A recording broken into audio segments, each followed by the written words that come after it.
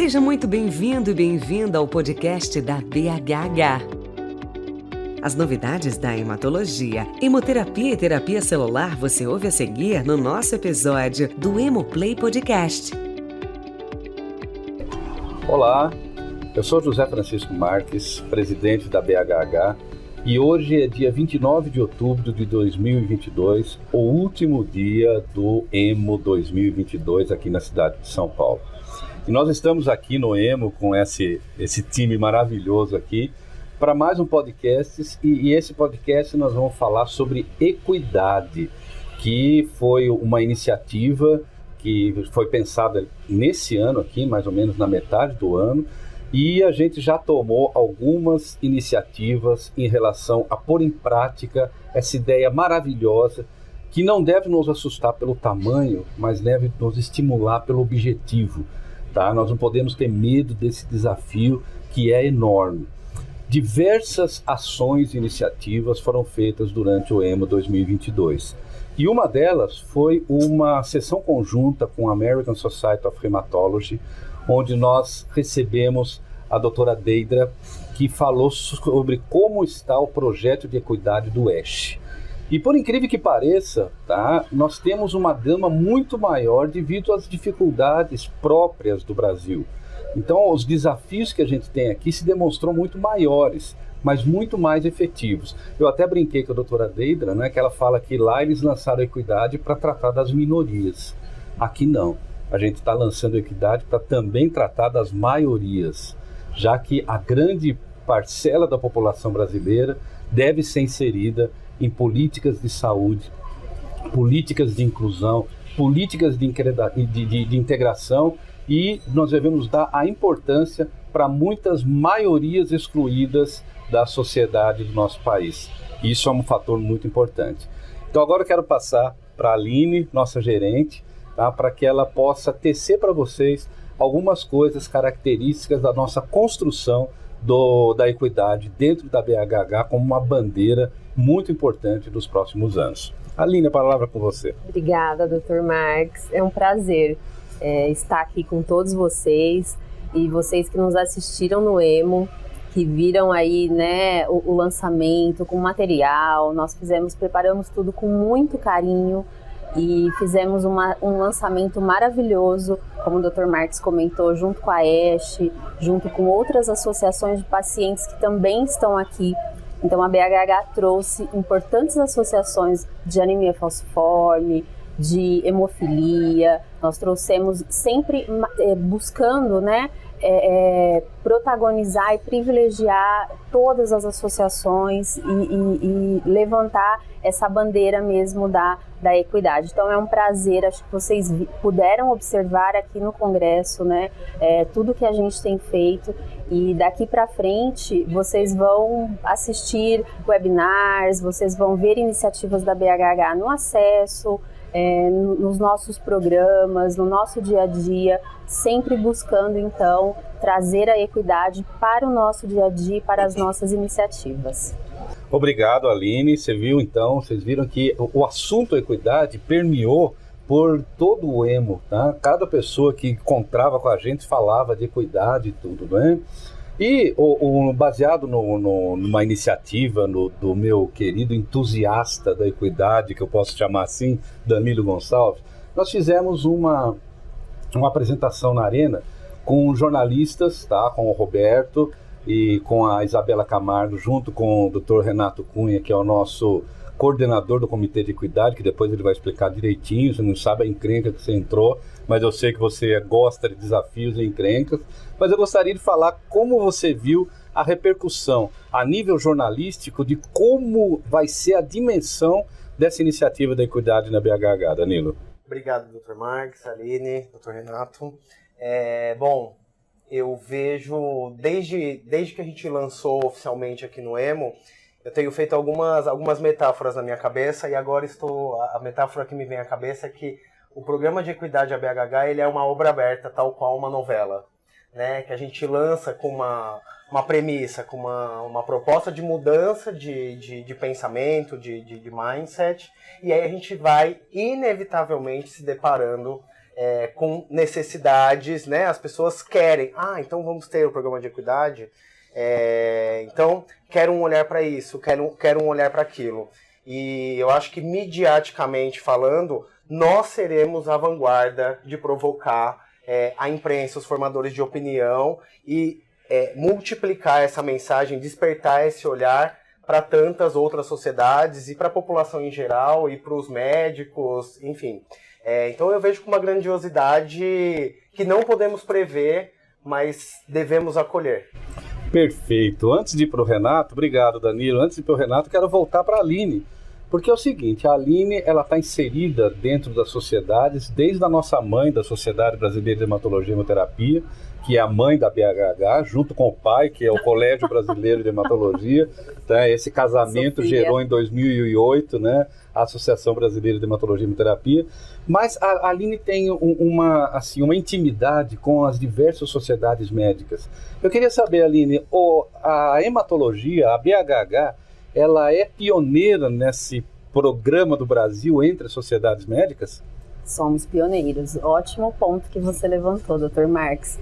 Vamos lá, então eu como filha da hematologia, da hemoterapia, agora da terapia celular, posso dizer que sim. Eu fiz uma pesquisa entre as sociedades médicas da MB, então somos filiados à Associação Médica Brasileira, e não existe um programa parecido como este nas associações, um programa dedicado exclusivamente. Então eu fui buscar fora, fui buscar na sociedade americana, na Associação Americana de Hematologia, na ASH, e existe um programa muito bem estruturado que a gente usou e estamos usando de benchmark, claro, que adaptando para as nossas necessidades locais, para a nossa realidade, como o Dr. Marques comentou, que é diferente, mas com alguns pontos muito louváveis que a ASH vem desenvolvendo e vem fazendo, assim como o Comitê de Equidade, que vocês puderam observar esse lançamento aqui no EMO, e também com alguns membros do Comitê da ASH que estiveram presentes aqui também para falar para nós como foi essa construção. Então, não existe, somos pioneiros no Brasil para mais essa iniciativa e estamos bastante ansiosos em construir isso juntos. Isso aí, olha só, gente, que troféu que a gente está carregando aí, né?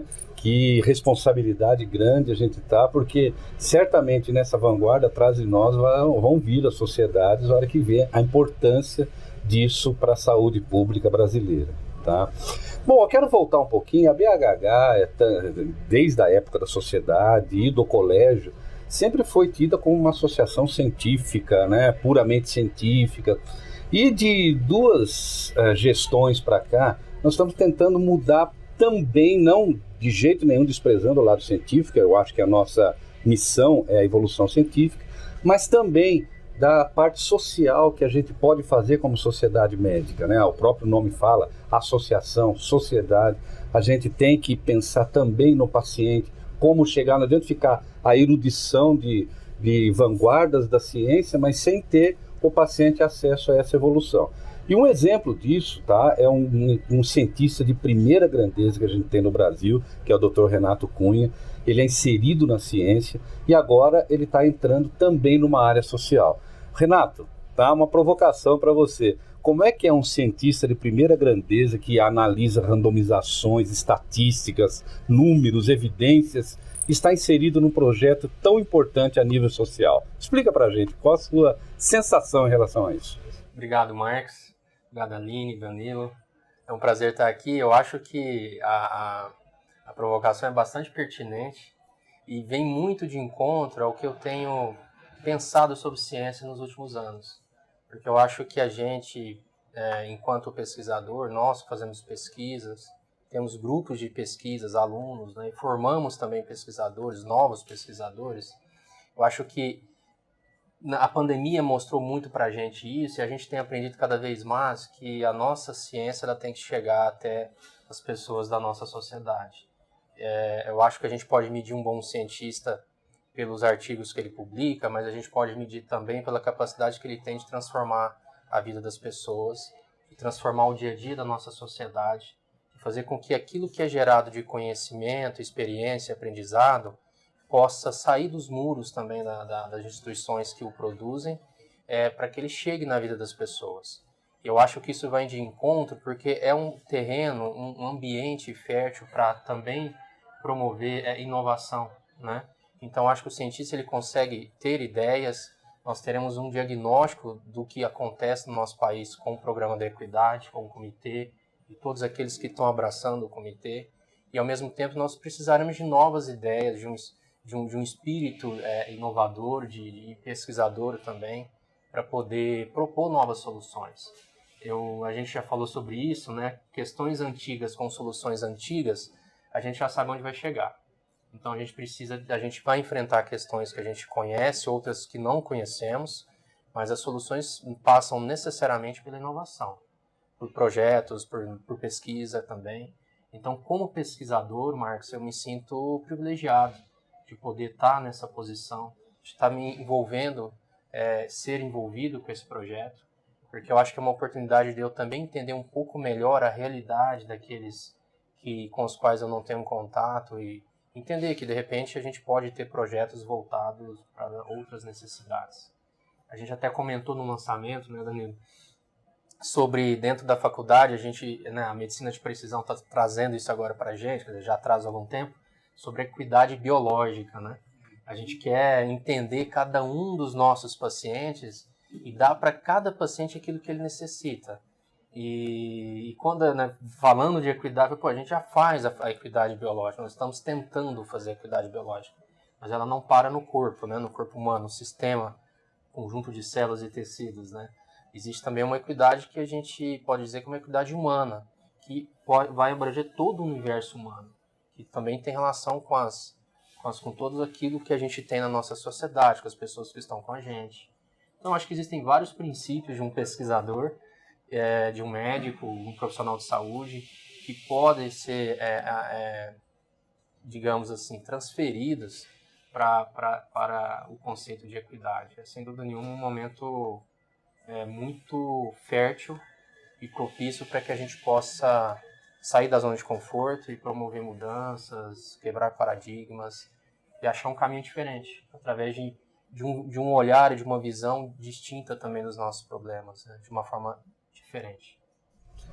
Olha só que bacana, vou traduzir mais ou menos o que o Renato falou. Não adianta um carro ter um motor super potente se não tem o pneu para rodar. Exatamente. Então é mais ou menos esse recado que eu entendi, o resumo do que o Renato falou. Espero que outros cientistas de ponta do Brasil também peguem essa causa da acessibilidade, da essencialidade, inspirem, né? de tratar exatamente, pensando também na viabilidade do sistema de saúde. Não adianta tratar um paciente com uma coisa super cara e deixar um monte de pessoas sem vacina. Quer dizer, nós precisamos também nos preocupar como associação na viabilidade do sistema de saúde. Vou voltar de novo para o Renato, tá? Então, ele foi eleito numa votação secreta da diretoria da BHH como coordenador do Comitê de Equidade, o primeiro coordenador, vai ter um mandato de 3 anos aí à frente desse comitê. E a construção desse comitê, a gente assim, prezou pela geoequidade, quer dizer, espalhar a BHH para o Brasil inteiro. Gostaria que você explicasse para os nossos ouvintes, né, e para os nossos telespectadores aí, tá, como que foi construído esse comitê e qual a função dessa geoequidade para a capilaridade da BHH. Exato, eu acho que a ideia, né, sua e do Zé Bernardes também, de trabalhar a equidade, é que, independente da distribuição geográfica que nós temos no Brasil, da nossa população, né, o Sudeste ele é mais populoso do que a região Norte e Nordeste, os representantes eles são distribuídos de acordo com as nossas regiões administrativas. Então são 5 regiões, 3 representantes, 15 pessoas, 15 membros dentro do comitê.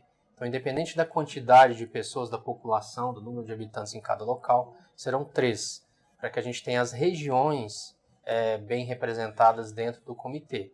Já que a gente entende, né, todos nós, que o Brasil é extremamente heterogêneo, e é importante entender as diferenças regionais através do olhar de cada representante da região.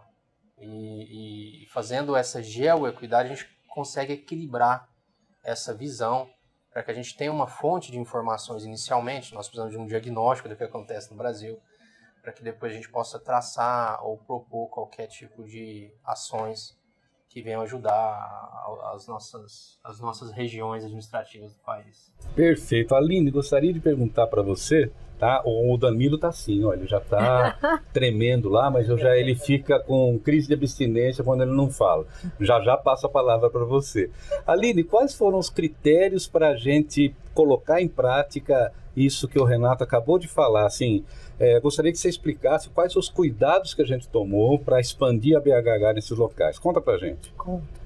Nós tomamos vários, né, Dr. Marques? Isso tudo, gente, vem sendo pensado há bastante tempo, não é de agora. Foi uma mudança com doses homeopáticas que nós fizemos na diretoria, no conselho deliberativo, nos comitês. Então a BHH está construindo com todo o nosso ecossistema esse programa. E nós cuidamos muito dos critérios para se formar o comitê de equidade e levamos em consideração que para cada região, hoje a BHH tem um regimento de que nós só podemos formar um comitê com até 15 membros. Então, como temos 5 regiões, nós elencamos 3 membros por região, sendo que um membro teria que ser obrigatoriamente do Conselho Deliberativo da BHH, que é um conselho que já está inserido nas regiões. O segundo membro... Eleito, né? Pela região, pela própria região. Né? Já eleito, isso. Né? É um membro que foi eleito, foi votado. E os outros 2 membros, eles seriam membros fora do conselho, fora da diretoria da BHH. E nós fizemos, então, essas indicações entre o Conselho Deliberativo e os membros, eles estão inseridos em todas as regiões e na região, especificamente na Centro-Oeste, nós tínhamos 2 conselheiros da diretoria da BHH.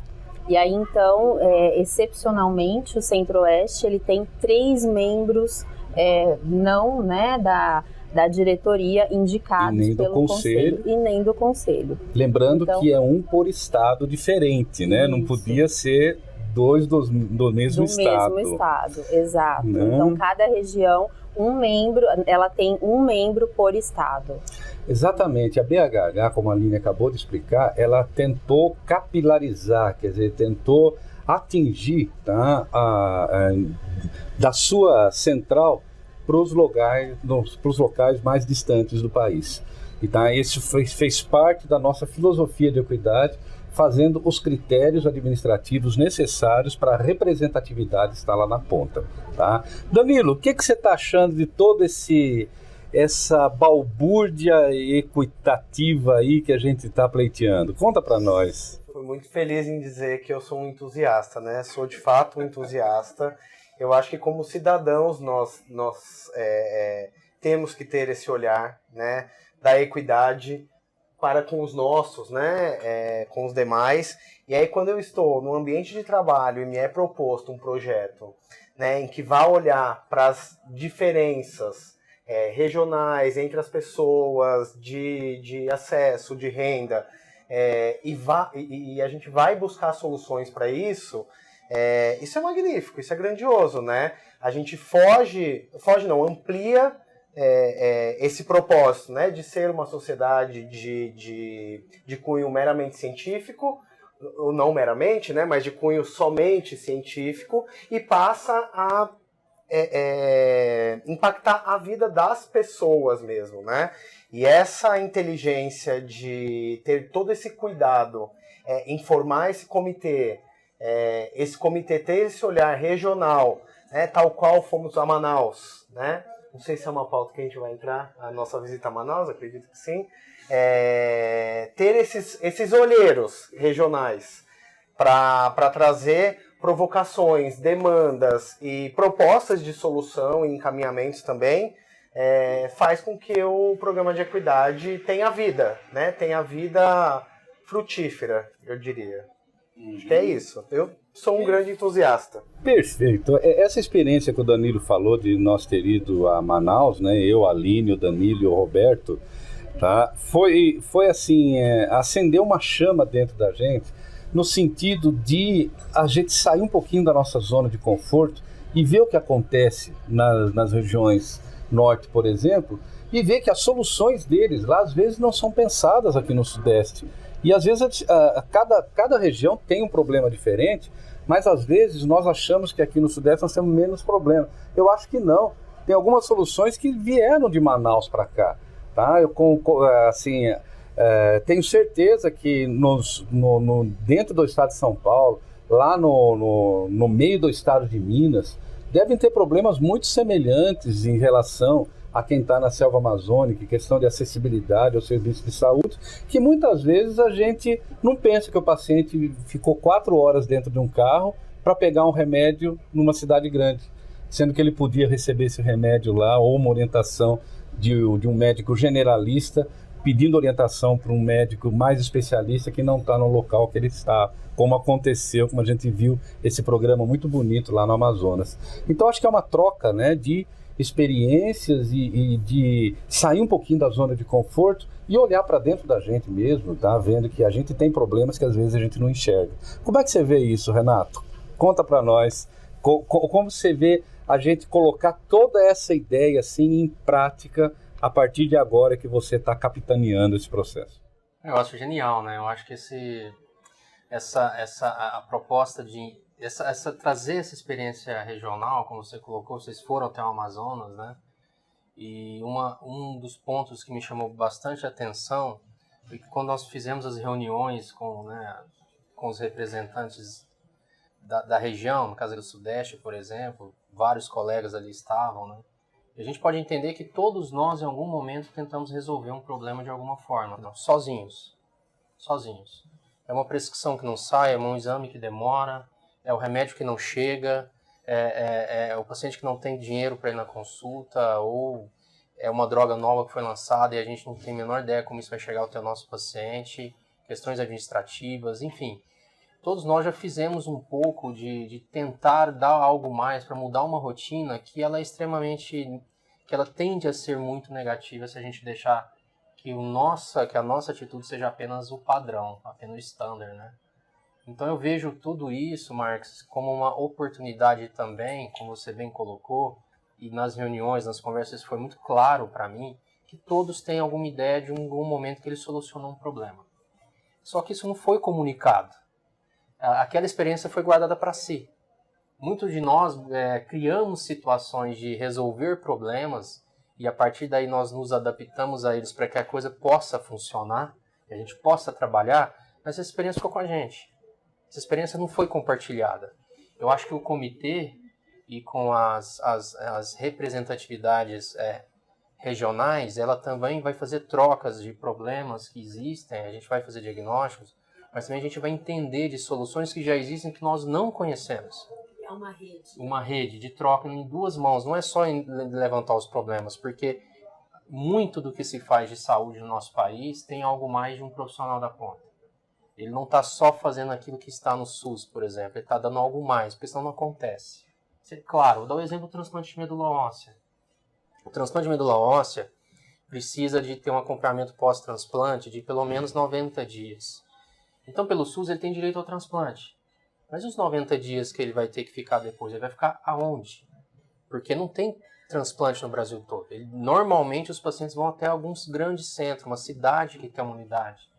Os centros, praticamente todos públicos do Brasil, têm uma casa de apoio. Isso não está escrito em lugar nenhum. Eu posso citar dezenas de grandes casas de apoio que surgiram depois que o transplante foi regulamentado no SUS e que, se ela não existir, não existe o transplante. Mas ninguém fala disso. É quase que obscuro isso. E quem é do universo do transplante, você vai visitar um novo centro, onde que é a sua casa de apoio? Porque isso é natural, porque se não existir, não anda. A coisa não acontece. Então devem ter vários gargalos e dificuldades que as pessoas deram um jeito de resolver para que de fato aquilo aconteça. Eu acho que o comitê ele também tem esse olhar de compartilhar iniciativas que podem ser, por que não, nacionais. Eu acho que boa parte dos problemas pode ser até que já estejam resolvidos de alguma forma. A gente só não sabe como. bebe muito da fonte do empreendedorismo, inclusive, né? Sem dúvida nenhuma, sem dúvida nenhuma. E da inovação pessoal, né? Sim. Você está sempre inovando ali no seu cotidiano para poder fazer que tenha resultado de alguma forma, né? E tá tudo bem, né? Não é Claro, um problema você empreender, alguma. você resolver um problema e aí, a partir desse movimento da BHH, propor que ele se adapte a outras realidades, a outros locais. Exatamente. E aí tem um gancho muito bem colocado pelo Danilo, que a BHH também tem o seu programa dos jovens, né? Tem o Sangue Jovem, dos alunos de graduação, das ligas acadêmicas do Brasil, e que eles também têm muitas ideias. Eles vão trabalhar o ano que vem num sistema de bootcamp, em que eles poderão também ter contato com ideias de empreendedorismo, justamente que problemas apontados possam eventualmente ser resolvidos através de empreendedorismo, soluções empreendedoras. Quem sabe dessas ideias também não nasce um novo projeto, uma nova empresa, que pode lidar com problemas macros, problemas micros. Trabalhar a equidade com eles, né? Levar a equidade, a BHH está levando a equidade já para a graduação, Exatamente. Né? Para que esse profissional comece desde a graduação já com essa consciência e tentando mudar o seu ecossistema, Exato. né? E tentando mudar o seu meio. Então foi um ótimo gancho esse, porque de fato a gente também lançou esse bootcamp hoje e lançamos para eles esse programa de equidade, né? Com este olhar, para que eles tenham este olhar já desde a graduação. Exatamente, eles são os médicos da próxima década, né? E que eles já venham com uma bagagem, uma formação, digamos que eles não precisem quebrar o paradigma, mas não apenas, né? Possam ajudar a fazer com que se torne realidade, a materializar tudo isso que hoje a gente está pensando em ideias, né? Então, a gente não está só querendo fazer um diagnóstico, criar o comitê, propor soluções, mas também a próxima geração já está sendo preparada, porque a gente acredita muito que isso que está sendo feito hoje vai se transformar em um legado. Exato. Aliás, a BHH, que esses programas estão muito linkados, né? A gente também está preparando essa jovem geração para a doação de sangue, para promover o nosso programa Um Só Sangue, que está muito em linha com a equidade, para o acesso a novas drogas, né? Enfim, acho que é uma consciência que a gente está criando. Sem dizer as nossas ligas, que está formando um exército de jovens que nem precisam ser hematologistas, mas como clínicos gerais, como médicos da família, vão ter uma base de hematologia para poder conseguir levar a hematologia de boa qualidade até os rincões do Brasil. Estamos chegando ao fim desse podcast. Eu, pessoalmente, aprendi muito, mas eu quero fazer uma rodadinha muito rápida agora, tá? Com uma pergunta que eu vou fazer a essas três feras que estão aqui, começando pelo Danilo, que eu sempre gosto de jogá-lo no fogo, na fogueira, tá? Hoje é a sua vez, né, doutor? Exatamente, hoje é minha vez, tá? E vocês não sabem quanto ele tá me devendo isso daí. Vou fazer uma pergunta para vocês três. Primeiro, Danilo, tá? Por que você acredita que o programa de equidade da BHH vai dar certo? Primeiro, eu acredito que ele já deu. Já deu, porque a gente tem todo esse debate, e como eu falei, né, ele é tal qual uma novela, uma obra aberta, né? As coisas vão chegando, então é a partir de um pensamento, e obviamente missões sistematizadas, organizadas, mas muitas coisas vão chegar até nós, e com esse espírito empreendedor que o Dr. Renato colocou, e a vontade também que a gente vê das pessoas que se deparam com ele de fazer, vai fazer com que ele dê certo, ou melhor, já deu. E as pessoas é o que as pessoas querem, né? As tais minorias que o senhor citou no início, elas querem ter voz, e elas não são tão minorias, assim, né? Ou melhor, não são minorias. Então, vai dar certo porque as pessoas querem, precisam disso, e a gente tem muita vontade de fazer, né? E o programa está muito bonito. Tá bom. Aline, por que você acredita que nosso programa de equidade vai dar certo? Também acredito que já deu e que vamos colher bons frutos, porque essa semente ela foi plantada por pessoas que já fazem isso no seu meio. Acho que as pessoas que estão protagonizando este programa, elas já trabalham a equidade, talvez até sem ter essa consciência, né, mas trabalham sim a equidade, não só a equidade, a diversidade e a inclusão, que eu acho que as três andam muito juntas, e tenho certeza, porque a BHH é uma associação que ela, quando ela lança algo, ela vai para valer, as pessoas que trabalham, compram, vestem a camisa, diretoria, comitês, associados e os parceiros. A gente já conseguiu parceiros para esse programa. Então, acho que o nosso ecossistema, a gente sabe trabalhar ele a favor. Agora temos a missão de como fazer. Perfeito, Aline. Para o Renato, eu vou mudar um pouquinho, só uma palavra. Você realmente acredita nesse nosso projeto de equidade? Sem dúvida nenhuma. Eu tenho toda a confiança, acho que o projeto já deu certo. E não só por aquilo que a BHH representa, pelas pessoas que fazem parte da BHH, pelas boas experiências e os bons resultados de outros projetos.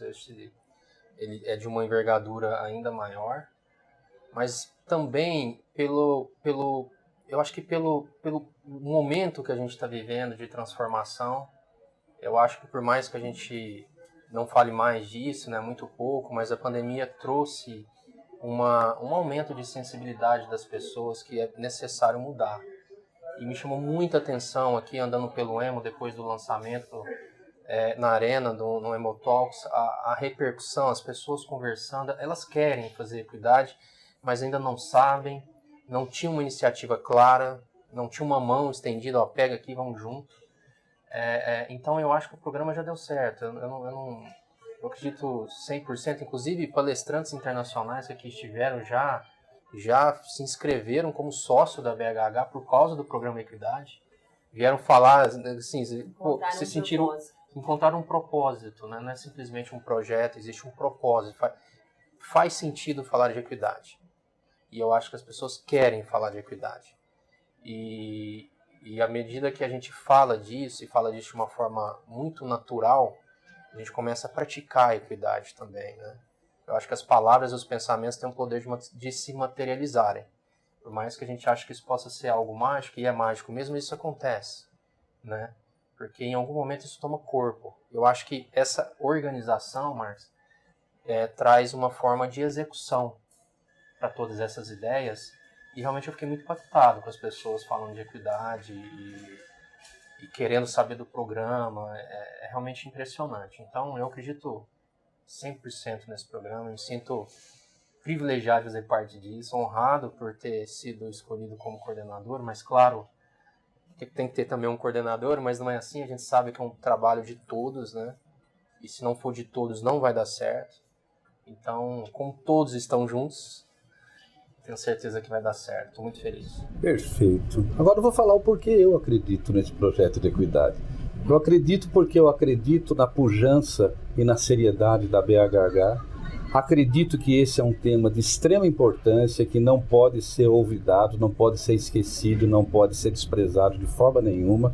Acredito nas pessoas que estão se comprometendo a isso, tá? E acredito que a gente é capaz de mudar o mundo de alguma forma para melhor. Muito obrigado a todos os ouvintes. Foi um grande prazer estar nesse podcast e contem com a BHH para o que for necessário. É um prazer ter você ainda mais perto da BHH. Com acesso a muita informação sobre as especialidades e diversos temas pertinentes na voz de quem entende.